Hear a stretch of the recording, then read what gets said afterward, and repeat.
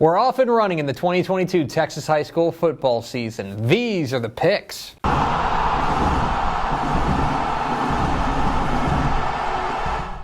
Welcome into the picks, your guide to the Texas high school football weekend. My name is Greg Tepper of Dave Campbell's Texas Football and TexasFootball.com. Thank you so much for tuning in. Week one's in the books, and what a week one it was. We had incredible churn in the rankings at Dave Campbell's Texas Football and TexasFootball.com this week because of some stunners. We had teams that, thought might struggle out of the gates, and then others that were completely shocking to us, and some teams that really overachieved our expectations. But now we get another data point. We move into week two of the 2022 Texas high school football season with hundreds and hundreds of games scattered across the state. Was week one a fluke? Was week one the real thing? We're going to start to sort that out this week. Huge games everywhere you look. We start in Parker County. 7:30 p.m. Friday night at Bearcat Stadium in Aledo. It is a showdown of state-ranked teams in 6A and 5A as the Denton-Guyer Wildcats visit the Aledo Bearcats. What are the keys to this matchup? Key number one, hey Arnold. Let's talk about Jackson Arnold, the quarterback for Denton-Guyer, who is pretty good. Pretty darn good. He's a Dave Campbell's Texas Football 6A cover boy in the magazine for a reason. He led Guyer to the state championship game last year, and if week one is any indication, he is on a revenge tour because he threw for 3 touchdowns, ran for another one, and looked ultra sharp in their demolition of Rockwall Heath. I mean, make no mistake, there's a lot of change there at Denton-Guyer. New coach Reed Heim taking over. They've got a couple of pieces to replace here and there, but the most important piece is Jackson Arnold. As Jackson Arnold goes, so go the Wildcats. So, in a big showdown against a state-ranked squad, how does Jackson Arnold play? Key number two, Aledo's new identity. So, what exactly is Aledo going to be this year? We didn't get a ton of answers in week one in their loss to Dallas Parish Episcopal, who, by the way, is the number one team in the private school ranks, so don't necessarily chalk that up as some sort of huge upset.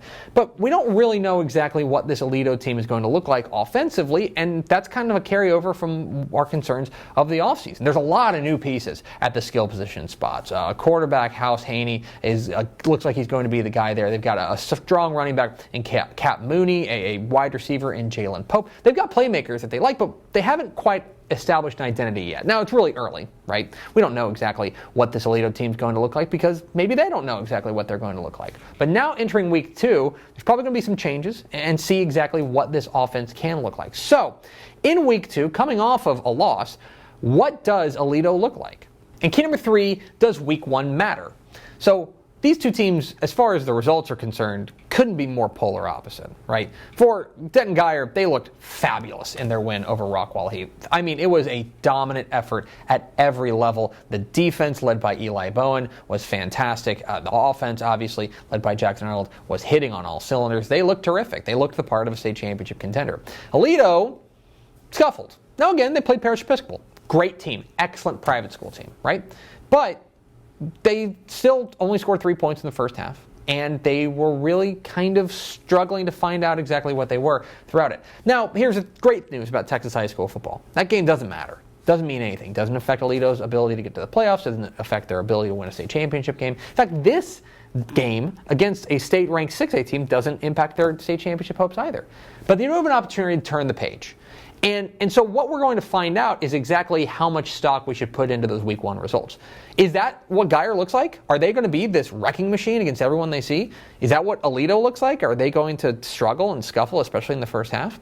Or are they both going to kind of meet more in the middle? So that's a real thing I'm watching on Friday night. How much does week one matter?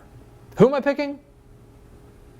I'm going with Guyer. I got to go with the 6A team here, not only because they're bigger, but also because I think they've got the single individual best playmaker in Jackson Arnold. And the real secret here is I think their defense is going to be really good. Peyton Bowen and Eli Bowen in the secondary are going to be fantastic. They're really strong up front, going up against an Aledo offense that may still be finding its way early. Now look, we've heard that Aledo is going to make some changes, and the offense is going to probably start to hum a little bit more. But I do think that Guyer has to be your favorite in this game, even on the road.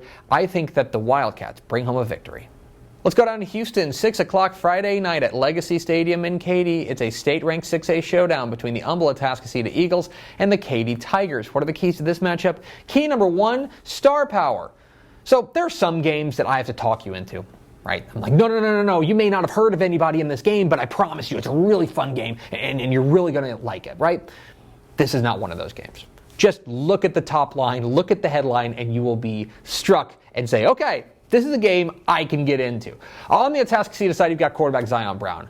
I think this kid's a superstar. He's unbelievable back there at the quarterback spot, and I really think that he is starting to grow into the role even more. He looks like a bona fide star out there. Going up against Katy, and you're never going to believe it, but they've got a running back. Seth Spiller is back, and he was terrific in their Week 1 victory over Clear Falls, absolutely dominating, over 200 yards on the ground, which is, just light work for a Katy running back. This is a game chock full of star power on the offensive side. So, in a game with so many headliners, which headliner steps up most? Key number 2, the defensive fronts. So, this is a game where, in a lot of ways, because of the headliners, it's going to be easy to get caught up in, what's the quarterback doing? What's the running back doing? But I'm going to be paying really close attention to what happens up front on the defensive side, because these are two of the very best defensive fronts in the Houston area, and therefore, two of the very best defensive fronts in the state. On the Katy side, they are a team that has a tradition of outstanding defenses, and this year is no different, led by their defensive end, Dallas Suliafu. This team looks like it's going to be outstanding defensively in the front seven once again. Going up against this Atascocita front, which really looks promising as well. Tamu Saumano Pepe, I got it the first time. He is the Texas A&M commit at the nose guard position. He is a load and a dominant force in the middle of that defense. So in a game that may be overshadowed by headliners, the defensive front is what I think is going to determine this game. Which of those defensive playmakers steps up? In key number 3, the Tigers' lair. So Atascocita made some headlines last year. You may remember they traveled up to Allen and they defeated Allen at Eagle Stadium for the first time in that stadium's existence. It was a real feather in the cap of Craig Stump's program and a real win for the Houston area, right? So now they've got to go and do something that may be even tougher right now, which is to beat Katy at home. Katy, since 2004, is 83-2. 83-2. They just don't lose at home. Whether they're playing at Road Stadium or Legacy Stadium, they are just locked and loaded when it comes to defending the home front. So, in a game with playmakers on every side, does home field advantage still hold the key for the Katy Tigers? Who am I picking? I'm going with Katy. I ain't picking against an 83-2 streak. That's one thing. The other thing is I really do think this looks like a vintage Katy team. What they've been able to do, the offensive line looks like it's going to be once again a force. They've got a running back there in Seth Spiller at Belcow. I think their defense is going to be very strong. Even with some young pieces that they've plugged in, they've already shown a lot of promise. For Atascocita, this comes down to Zion Brown and his ability to make a couple of big plays and the defense to come up with probably 2 turnovers in this game. I think this game figures to be close, and I think it's going to be one of the best games of the week, but I do think that Katy holds serve at home, giving the Tigers. Let's go down San Antonio way. 7:30 p.m. Friday night at Lenoff Stadium in Cibolo. It is a state-ranked 6A matchup between the Cibolo Steel Knights and the Lake Travis Cavaliers. What a start to the season for Cibolo Steel, huh? The Knights get a thrilling win over San Antonio Brennan in the KSAT Classic there at the Alamo Dome as Chad Warner throws a touchdown pass in the final seconds to get the win. Impressive stuff. And by the way, Jaden Bailey, their running back, was outstanding in this game as well. Steel looks like the real stinking deal. Was that too corny? Nah, we'll keep going. Anyway, Lake Travis, on the other hand, struggled in their opener against Arlington Martin. Now, look, Bo Edmondson didn't play in that game, the starting quarterback. He is not expected to play this week either, still nursing a back injury. Didn't really matter because Nico Hamilton, their running back, was really fantastic. But the big difference for me is that Lake Travis gave up 300-plus yards on the ground. That is not a good sign now that they got to go on the road and take on a humming and brimming with confidence Cibolo Steel team. Now, look, Lake Travis and Westlake, the two kind of dominant powers in the Austin area, have absolutely clobbered San Antonio over the past decade. But I think right now, Steel's the better team. Give me the Knights. Let's go to the small school ranks. 7 o'clock Friday night at Hawk Stadium in Wall. It is a really interesting matchup between the Cisco Lobos and the Wall Hawks. Ho-hum, Cisco's doing what Cisco does. They looked fantastic in their opener as quarterback Hunter Long, once again back for what feels like his 30th year of eligibility. Anyway, he is in complete command of this offense for the Big Damn Lobos. They looked fantastic there in week 1. Going up against a Wall team that you remember last year was a bit of a disappointment for them. Went 5-5, not up up to the standards there at Wall, but they hit the ground running in week 1. As Garrett Guy, the quarterback, led a rushing attack that rang up 533 yards on the ground. Okay, Wall, I see you. Now remember, this game last year was really intriguing. Even though Wall kind of struggled down the stretch, this was a double overtime win for Cisco, and that's why I think it's going to be really fun. I think this game is close and goes back and forth. I still think Cisco wins this game, but we're going to find out a lot more about how far Wall has come. And 7 o'clock Thursday night at Larry Ward Stadium in Bridge City, it's the Orange Bowl, pitting the Little Cypress-Mauriceville Bears against their rival, the West Orange Stark Mustangs. And this game is being played at Bridge City because it's supposed to be played at Little Cypress-Mauriceville. Their stadium is still under construction, so they're moving it to Bridge City. So we get a neutral site Thursday clash that's going to be a lot of fun. So Little Cypress-Mauriceville was absolutely dominant in their win over Hardin-Jefferson in week 1. They didn't allow the Hawks to cross midfield until the 4th quarter. That's impressive with defensive end Amir Washington. Going up against this West Orange Stark team that looked the part of a state championship contender in their opening week win. Jamal Shaw is their superstar do-it-all athlete on both sides of the ball, the name to know. I love the coaching matchup in this one as well. Eric Peavy, of course, who was there at Little Cypress-Mauriceville, sparked one of the great turnarounds last year, taking on Hiawatha Hickman on the West Orange Stark side, who's 1-0 by the way, and taking over for Cornell Thompson, and obviously big things brewing there at West Orange Stark. I think this game's fabulous. I think it's going to be really interesting, come down to the wire, but I do think that West Orange Stark gets a narrow win. But those are far from the only big games in week 2 of the Texas high school football season. Let's get to the lightning round.